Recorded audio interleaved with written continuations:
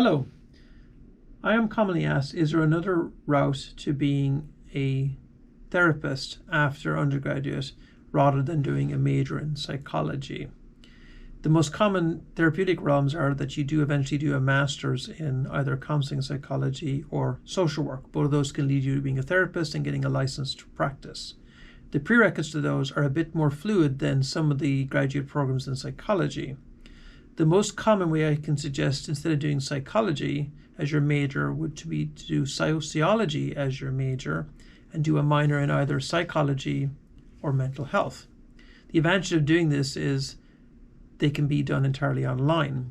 Sociology is possibly done entirely online at Western Illinois University and maybe other schools, and then the minors in psychology and mental health can also be done online if you plan them correctly.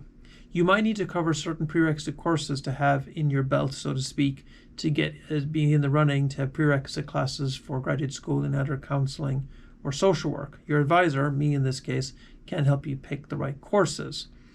The advantage of doing this is, of course, that you can be totally online. At this time, it's difficult to be totally online in psychology. That might change in the future, but at this time in fall of 2025, that is the options that's the best. Social work and counseling will be more at ease that you don't have a full undergraduate degree in psychology than some disciplines in psychology at the graduate level. They tend to have slightly easier admission requirements too in terms of GPA. They don't typically require the GRE.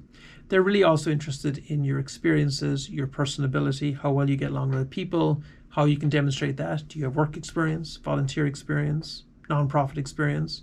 The more experience you can get if you're heading towards being a therapist, in combination with still a decent GPA, then you're in the running to apply, even if you don't have a major in psychology. So don't feel like you're stuck in the psychology major entirely if you can't do it for some reason. The other reason people change is there are sometimes classes in psychology students have trouble passing, most notably psychology's statistics methods class and our research methods class. Be advised, however, in sociology, that is also a requirement. They have a sociology research methods class and a sociology statistics class. However, every student I've dealt with who has managed to do both has found that the sociology ones seem to be easier to pass than the psychology.